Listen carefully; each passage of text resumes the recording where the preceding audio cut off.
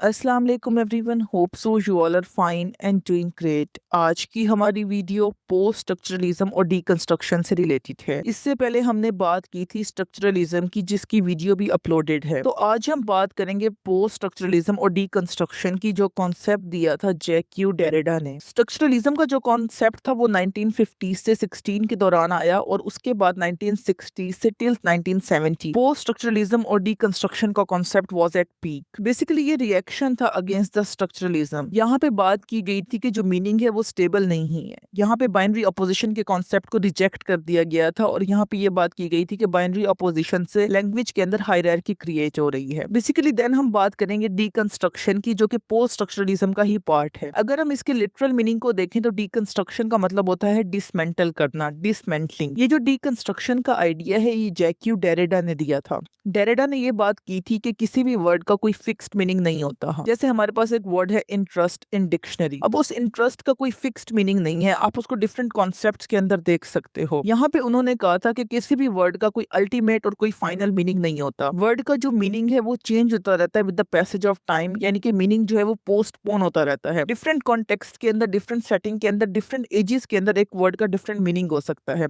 इसको हम लोग बोलते हैं डिफरेंस। किसी भी वर्ड का अगर हम कहें कि ये फाइनल मीनिंग या अल्टीमेट मीनिंग है तो वो एक मिथ है, ऐसा नहीं होता। अब जितने भी स्ट्रक्चरलिस्ट थे, प्लूटो से लेकर बर्टन रसल तक, उन्होंने बाइनरी अपोजिशन के कॉन्सेप्ट को यूज किया था, क्योंकि उन्होंने कहा था कि भाई कंट्रास्टिंग आइडिया होते हैं और उन कंट्रास्टिंग आइडियाज की बेस पे हम मीनिंग को एग्जामिन कर सकते हैं। यानी कि उन्होंने वो white black, evil good, man women की बात की थी।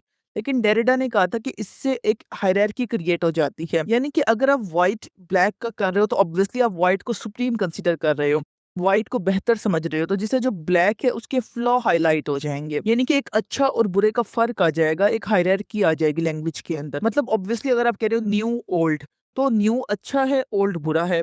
या आप रिच और पुअर की बात करते हो तो रिच आप बेटर वे में कहोगे कि भाई ये अच्छे हैं, और पुअर को आप अच्छा नहीं समझोगे।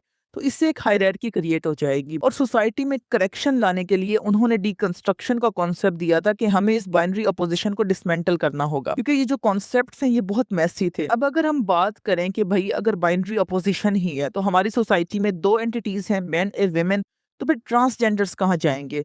यानी कि उन्होंने कहा था कि आप इन बाइनरी अपोजिशन के कॉन्सेप्ट से बाहर आ जाओ और सोसाइटी के अंदर वर्ड के अल्टीमेट मीनिंग को खत्म कर दो। यानी कि किसी भी वर्ड का कोई अल्टीमेट, कोई फाइनल मीनिंग नहीं होता, उसको हर कॉन्टेक्स्ट के अंदर मीनिंग को एवॉल्व करना पड़ता है। देन हमारे पास कॉन्सेप्ट है ट्रेस का। ट्रेस का मतलब होता है शेडो। ट्रेस जो है वो खुद एग्जिस्ट नहीं करता, एक वर्ड दूसरे वर्ड का ट्रेस हो सकता है। देन हमारे पास स्पीच और राइटिंग की बात की थी कि प्लेटो जो है वो कहते थे कि स्पीच ज्यादा इंपॉर्टेंट है। वो स्पीच को better medium of communication consider करते थे कि भाई वो सुपीरियर है एज कम्पेयर टू राइटिंग।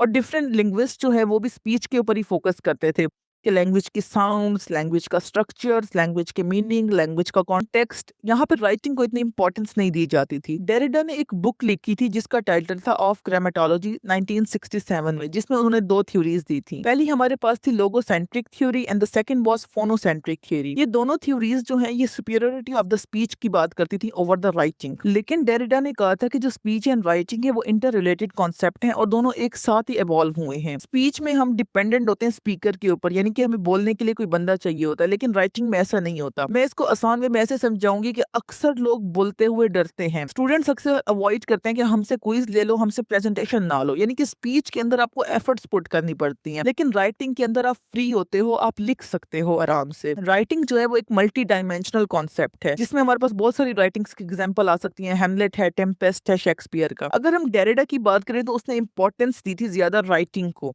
लेकिन उसने कहा था कि स्टिल स्पीच भी इंपॉर्टेंट है, क्योंकि उसने बाइनरी अपोजिशन के कॉन्सेप्ट को रिजेक्ट किया था। तो उसने कहा था राइटिंग और स्पीच के दरमियान में कंपैरिजन नहीं कर रहा, दोनों अपनी अपनी फील्ड के लिए मोस्ट इंपॉर्टेंट हैं। लेकिन इससे पहले के जो प्लूटो से लेकर रसल तक के जो लोग थे उन्होंने कंपैरिजन किया था between the writing and speech, क्योंकि binary opposition was in common, तो वो एक को अच्छा एक को बुरा कहते ही थे।